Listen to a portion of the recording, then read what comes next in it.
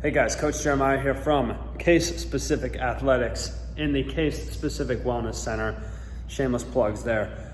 I want to throw together a quick video talking about ankle mobility and more specifically calf training for ankle mobility.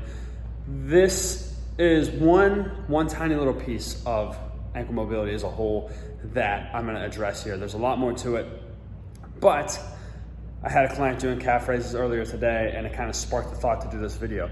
So I'm gonna put this together really quick and discuss some things that I see sometimes with people training calves.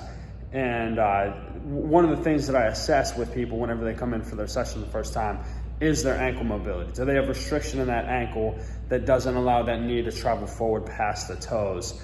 And if so, what's the cause of that? And again, there's a million different things that can potentially cause ankle mobility restrictions. However, I've always had fairly good ankle mobility, and it's a result of, back in college, I'll never forget this, training calves. Every time I did legs, I would train calves, and in between every single set of calves, I would be doing a calf stretch to it was really just to stretch the muscle out at that point. I didn't really know why I was doing it or what I was, there was no, like I'm gonna make sure my ankles stay mobile, so I'm gonna stretch my calves. It was just like I did calves, they burn, I'm gonna stretch them out in between each set. And as a result of that, like I said, I ended up with really good ankle mobility years later that I still have today. And that's something that gets neglected in a lot of people. They might injure an ankle or a knee and limit their mobility or their movement, I guess, in that joint or those joints for a while. And sometimes the body not only reacts to the injury by restricting movement, but just the lack of mobility and the lack of movement from the injury and being kind of sedentary on it for a while can also cause restrictions. So I'm gonna stop talking on the camera here and set the camera up to actually film some stuff that I wanna show you just to incorporate in your own calf training, your own routines. So I hope you guys find this informational. Stay tuned. So more than likely, I'm setting myself up to be really angry because this microphone doesn't work like 50% of the time. As of the time I started this video, it was connected well and should be recording what I'm saying. If not, I apologize and I'll try to talk loud anyway. But as I was kind of talking about in the intro, a lot of different things can cause people to have restricted ankle mobility where they start to drop down, say, into a squat or something, and that knee doesn't want to go very far forward without lifting the toe up off the ground. And so as we get down into, say, a squat, as we drop down, that ankle's no longer allowing to move. So what's our body do? It looks for that mobility elsewhere. So maybe our chest falls forward, we kind of come up forward on our toes where we're off balance, or sometimes we'll see maybe the knees cave in or something because we're trying to get down lower. So a way, like I said, for me, that I tended to keep my ankles mobile was just by stretching my calves out. And not only that, but also using a full range of motion whenever I did any calf exercises. And this is kind of the pet peeve that sparked the idea for this video, was seeing people in the gym doing these for calf raises. And just popping up on their calves, getting that plantar flexion right there, before you get technical with it, and squeezing, lifting the heels up off the ground, but coming down to a flat position. We stand in this position all the time. Anytime we're standing and not moving, this is the angle of our ankle, right? When we sprint and things like that, then we get this, focusing on this leg here, this more dorsiflex, we call that position, where our toes are closer to our shins. But doing a calf raise in this position is not, you're missing half your range of motion there from flat to below, right? So if we call this our positive angle, we're missing the entire negative. So on one hand, just in a normal calf raise, I always coach people to stand on top of something. In this case, I'm standing on top of 245-pound bumper plates. Again, that is going to allow me to stretch those calves out completely at the bottom and then push up to the very top. And the same thing here, we don't want to miss any of this range, and we want to maximize the tension on that muscle as we come up to the top. So I'm squeezing and lifting myself up as high as I can. I'm trying to put my head to the ceiling and then stretching out entirely at the bottom. Dropping up and squeezing to the ceiling, stretching out entirely at the bottom. Now, for a lot of people who train regularly, You could probably do bodyweight calf raises all day and not get a whole lot out of it. That's fine. One of the best variations of a calf exercise or calf training that I've ever come up with, that I use for myself and my clients regularly, is just doing that single leg.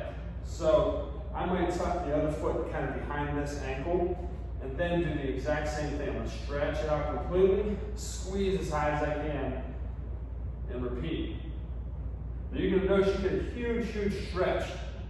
And it's very, very challenging to push yourself up to the top. If you can do 100 single or two-leg calf raises with your body weight, I'd say you get about 10, 12 of these.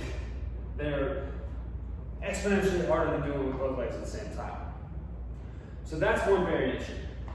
Now, like I said, you can do that on a stair, on any elevated surface. I try to get high enough that, like you can see I have 2 plates here. I wouldn't do it on one plate because, again, I'm still going to miss some of the range of motion.